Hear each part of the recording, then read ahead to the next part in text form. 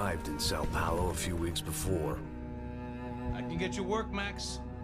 Work that only a guy like you can do. I ain't a cop no more. Well, I think the first two Max Payne games are very story-driven experiences, but the gameplay also was very cinematic. You know, it's, people talk a lot about the noir influences of the Max Payne series, but really Hong Kong action cinema was probably even a bigger influence. So they wanted the gameplay to feel like that early on, so we wanted to stay true to that, and then also just make sure that the experience really flowed from gameplay to cutscene and back out again. So a lot of planning and figuring out ins and outs of scenes, and whether he's coming in at a run, whether he's under fire, whether he's not, whether he has somebody with him. So yeah, just a lot of planning to make it feel like you never know what, you know what I mean, what's going to happen next if you're watching a scene when the action's going to kick off. I think setting in South America has added a bit to what we're drawing on in terms of cinematic influence. Elite Squad was a movie that we really loved, and you know, just the setting itself is very different. You know, a lot of people are sort of noting that it's a different setting than the sort of bleak, rainy, snowy streets of New York. So that doesn't mean it can't be a noir story. It just means there's more variety, and we still have dark, rainy, dark, snowy nights in different environments, but we also have some of this action and the story play out in the sun. We've introduced, you know, a left trigger over-the-shoulder aiming feature that most games have, where you can sort of zoom in a bit closer and aim more precisely on your target at the expense of your ability to move around quickly. So we added that, and we've added a cover mechanic, but those are ancillary additions to the core of the game, which is still very much the run and gun. Well, as far as Euphoria, it's basically a set of behaviors that you can tune, and so it's really how much effort you put into that. So with Max, we put a lot of effort into the different aspects of Euphoria and how we use it. So there's the hit reacts for the enemies, to sort of evolve that and make those feel more connected. I think we had a good jump from GTA 4 to Red Dead, and you're going to see another good jump from Red Dead to Max, where you want individual shots to react properly. You want people to fall realistically.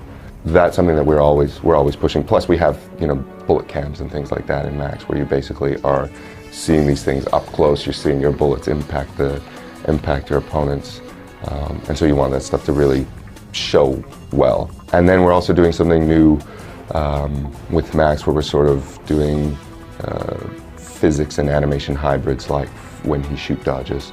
That's physics and a pose library of an animation pose library running together. So you need to be able to control where he's pointing, but at the same time, he needs to be able to behave realistically depending on his environment, whether he's sort of launching over you know, some kind of concrete divider or crashing into a wall or a bus or something like that.